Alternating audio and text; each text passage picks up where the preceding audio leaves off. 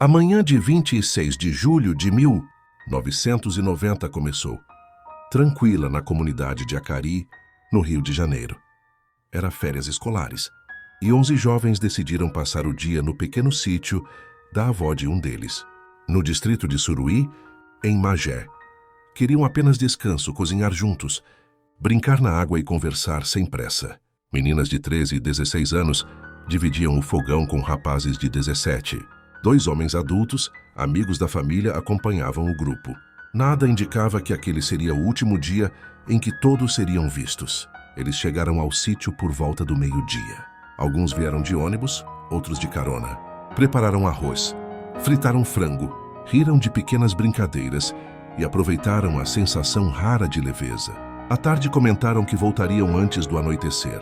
Tudo parecia simples e comum, como qualquer dia de férias em um lugar afastado. Quando o relógio se aproximou das 8 da noite, a tranquilidade foi quebrada. A única testemunha direta, Dona Laudicena, ouviu um motor subindo a estrada de terra, depois outro, depois um terceiro, mais pesado. Ela estranhou de imediato. Ao olhar pela janela, viu 3 veículos, uma Kombi clara, um carro pequeno e outro que lembrava uma viatura sem identificação. Os faróis cortavam a escuridão em linhas duras. Homens encapuzados desceram armados com fuzis. Caminharam com firmeza, como se já soubessem exatamente onde estavam.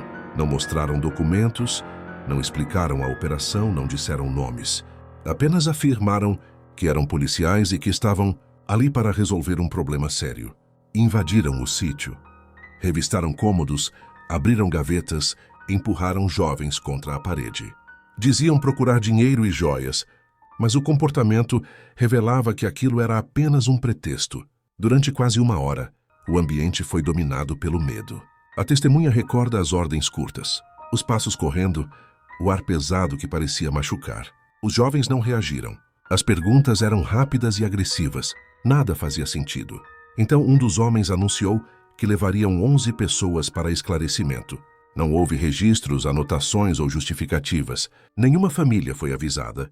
Os jovens foram mandados a entrar nos veículos. Dona Laudicena viu a Kombi lotar. Viu o carro pequeno fechar a frente. Viu o terceiro veículo se posicionar atrás. As portas se fecharam. Os motores aceleraram e em poucos segundos, as luzes desapareceram na estrada de terra. Foi naquele instante que começou um mistério que atravessou 3 décadas sem resposta. O comboio levou os 11 jovens para um destino que nunca foi descoberto. A partir dali, não houve pistas sólidas, não houve explicações oficiais e não houve retorno. Apenas silêncio.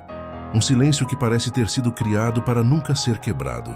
As primeiras 48 horas foram de negação e esperança.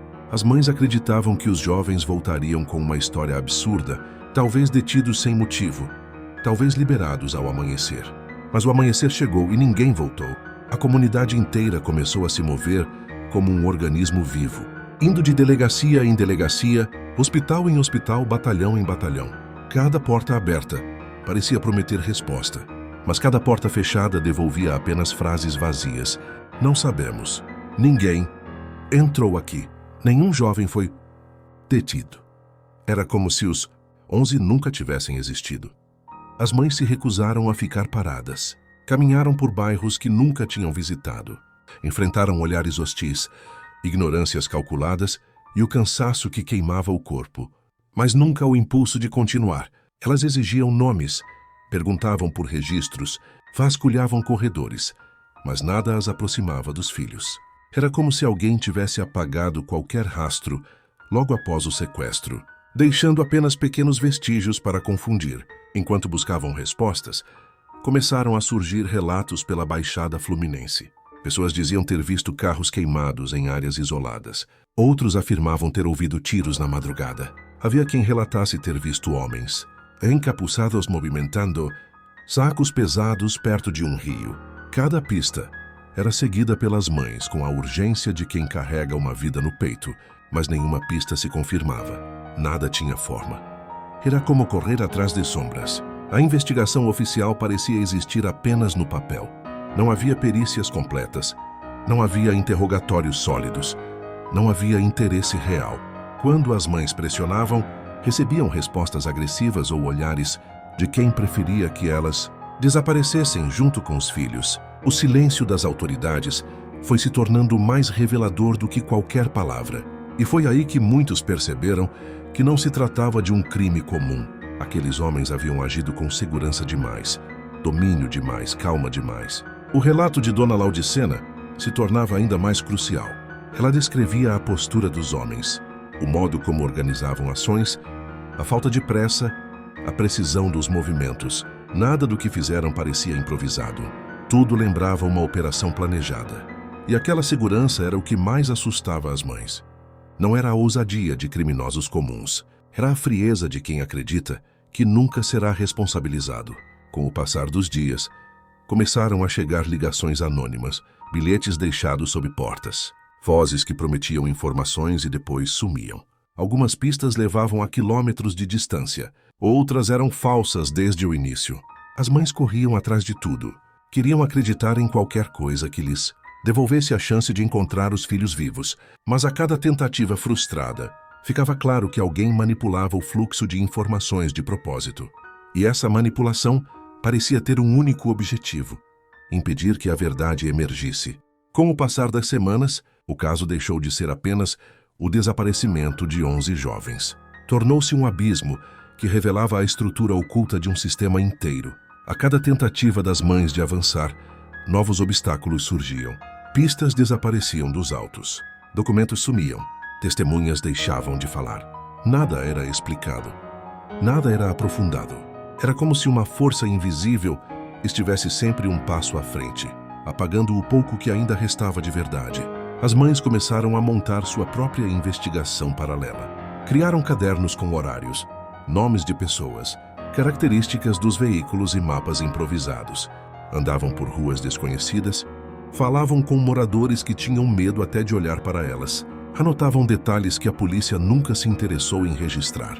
Muitos desses moradores falavam sobre um grupo violento que atuava na região, formado por homens que trabalhavam como policiais, mas realizavam operações clandestinas nas horas vagas. Extorsão, tortura e sumiço eram palavras comuns nesses relatos. Esses detalhes batiam com a descrição da testemunha.